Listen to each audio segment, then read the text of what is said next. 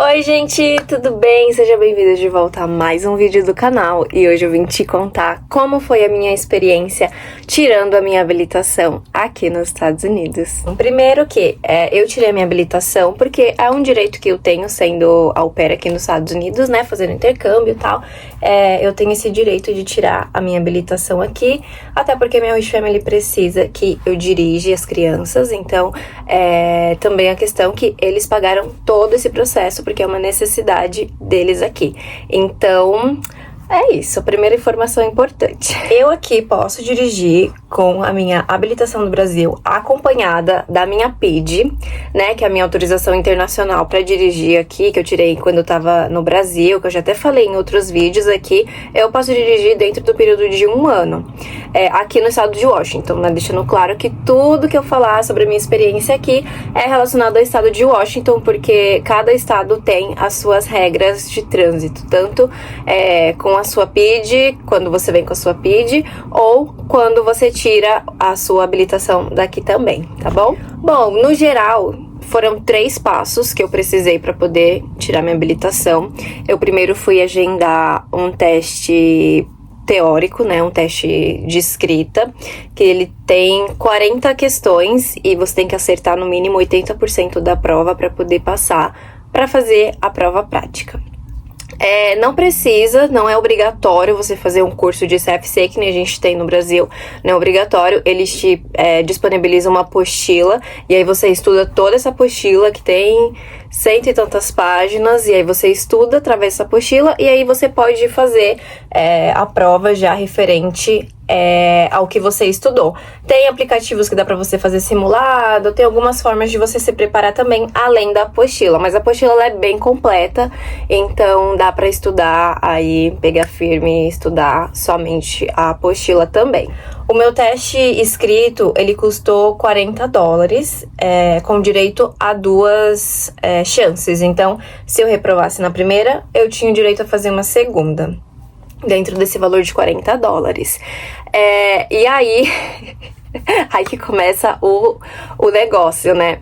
Porque eu fui, estudei, me preparei o máximo que eu consegui pro período de tempo que eu estudei, antes de fazer a minha primeira prova. E eu acabei que eu reprovei algumas vezes, né, algumas tentativas eu reprovei a primeira vez, tinha chances de fazer a segunda, aí eu remarquei, fiz a segunda vez e acabei reprovando de novo, e fiz a terceira, reprovei. Todo esse processo, ele foi muito frustrante, porque, né, eu sou uma pessoa muito estudiosa, sou uma pessoa muito dedicada, sempre fui, sempre consegui tudo ali na base do esforço, do estudo. E aí, quando você se depara com alguma coisa que você não consegue, assim, de primeira, ou quando você viu que você se preparou um monte, que você estudou e não sei o que, e você reprova, é frustrante, óbvio que é. Mas eu não me cobrei tanto, porque fazia pouco tempo que eu tava aqui, eu comecei no processo com 3 meses que eu tava aqui, então eu não me cobrei tanto, apesar de ficar muito frustrada, porque é um idioma que eu nunca falei na minha vida, algo que eu tava aprendendo, que eu ainda estou aprendendo. Então, assim, não é a minha língua nativa, é tudo muito novo, são regras muito novas, tudo novo, tudo diferente. Então, eu falei, ok, é frustrante, mas preciso continuar estudando para poder melhorar o meu inglês, para poder conseguir entender a prova melhor e fazer mais uma vez. E aí, eu acabei, né, nesse processo aí, fazendo a prova 3 vezes e passei na 4ª vez. E é isso, gente. O importante é que eu passei por mérito. Além de ter estudado muito, eu passei... Gente, era assim uma loucura. Dia e noite estudando, fazendo teste no simulado e vendo provas. E o mais interessante é que das outras vezes que eu reprovei, eles dão, né, o seu feedback, e eles te deixam disponível uma folhinha que eu peguei, que me ajudou também a estudar pontos específicos, né, que foram essas folhinhas aqui, onde tinha as questões, né, que eu errei, e a página da apostila onde eu poderia achar a resposta. E aí, através dessas folhinhas, né, eu fui fazendo anotações conforme eu fui estudando. Aqui também, bastante anotações para poder ir melhorando cada vez mais o meu inglês para poder fazer a prova.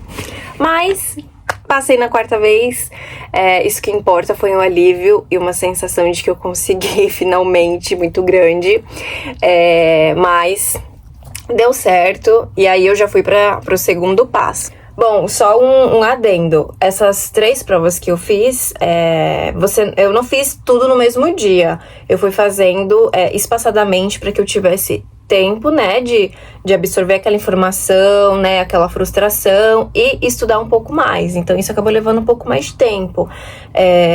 Mas eu acredito que tenha sido pelo meu nível de inglês mesmo, essa minha dificuldade de interpretação, de leitura, de fazer a prova mesmo. Então, se você tem um bom nível de inglês, não precisa se preocupar, só estudar mesmo bem bonitinho, que vai dar certo. E aí a fase 2, né, que aí é a fase prática. Aqui também não é obrigatório você fazer aquele monte de aulas práticas para você poder fazer a prova, né. No Brasil, acho que eu fiz 20 aulas, aqui não é obrigatório. Se você sabe dirigir, você só precisa ir para a prova, marcar a prova, pagar a prova. A minha prova prática custou $50. Só a prova, não foi nada além da prova, porque tem algumas opções de você fazer a prova. Ou você vai só para fazer a prova, ou você vai com um tempo a mais para fazer uma aula e uma prova. Se você se sente muito inseguro, é possível você fazer isso também antes da prova. Tem algumas opções de fazer aulas separadas, você comprar pacotes, fechar algumas aulas, alguns números específicos de aulas, fazer com o professor e depois agendar a sua prova. Então, assim, é bem variado, mas não é obrigatório. Como eu já dirijo aqui há bastante tempo, e eu já vim com a minha habilitação do Brasil, né, já dirigi pouco no Brasil, então eu falei, ok, consigo, vou tentar, assim, na cara e na coragem, de primeira mesmo, sem precisar fazer nenhum tipo de aula ou alguma coisa do tipo. E aí eu fui e graças a Deus eu passei de primeira. Eu não reprovei nada. Tive alguns pontos, óbvio, né, que o mocinho fica lá dentro do carro fazendo as anotações, mas deu certo e foi de primeira, foi tudo bem, graças a Deus, passei. Uma coisa muito legal da prova prática, quando você vai fazer aqui, é que você pode fazer com o seu carro. Então eu fui com o meu carro, onde eu já me sentia mais à vontade, que isso é muito importante, porque eu, pra fazer prova, gente, eu fico com um nervosismo, um negócio assim, que falta explodir, uma ansiedade, que vocês não têm ideia. O negócio assim, ó, eu fico assim, ó, me tremendo. E aí eu fui mesmo assim com o meu carro, que eu acho que facilita pra você se sentir mais à vontade dentro de um carro que você já conhece, que você já tá acostumado no seu dia a dia e tal. E aí eu fui, ele fez ali a revisãozinha que eles fazem sempre, né? Verificou documentação, essas coisas, viu se tinha alguma coisa quebrada, estava todas as luzinhas funcionando, tipo farol, luz de freio, né? Luz de freio, não sei se é assim que chama, mas aqui chama... Enfim. E aí ele verificou todas essas luzes, viu se estava tudo certo, seta, essas coisas, e a gente foi um circuito normal de rua, bem dia a dia mesmo. Ele foi lá fazendo, só fica você e o instrutor dentro do carro, não pode ficar mais ninguém, a não ser que seja uma necessidade especial comprovada, mas caso contrário fica só você e o instrutor, nem para traduzir nem nada, é você e ele. E aí ele vai lá fazendo as anotações conforme ele vai falando para você fazer as coisas. Eu fiz... não tem aquela sinalização de cones, como tem no Brasil, pra você fazer baliza, pra fazer essas coisas. Eu não tive, foi na rua mesmo. Ele só falou, faz a baliza ali, volta na esquina ali. E aí é você e a sua visão de motorista.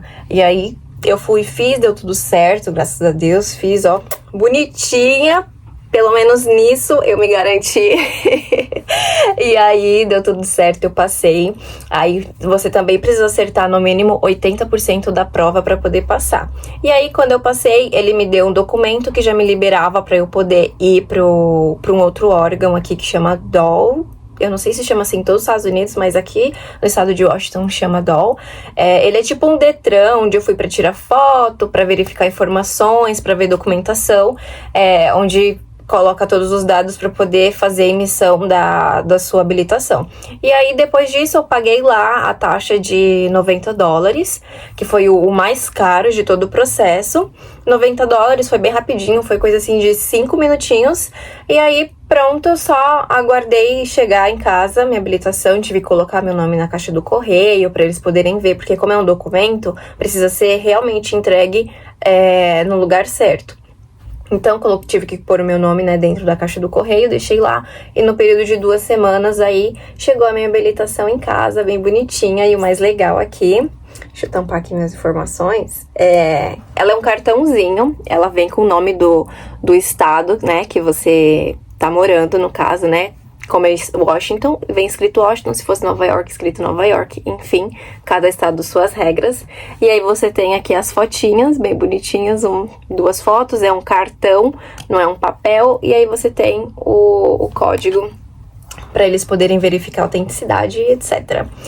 Mas, basicamente, foi isso. Eu acho que a parte mais estressante de tudo, pra mim, foi realmente a parte escrita, pelo fato de não ter um nível suficiente para poder fazer uma prova tão específica nesse assunto, né, relacionada a carros, a leis e a regras, mas no geral foi tranquilo depois da parte escrita. Mas então foi isso, gente. Eu espero que vocês tenham gostado desse vídeo, que vocês tenham entendido aí todo o meu processo. Me fala aí se você achou que é mais fácil, mais burocrático, menos burocrático do que o Brasil. Eu não achei. Achei mais tranquilo, apesar, né, dos pesares. Mas eu espero que vocês tenham gostado. Um beijo e até os próximos vídeos. Não se esqueça de se inscrever e deixar o seu like aí, que me ajuda muito. Beijo!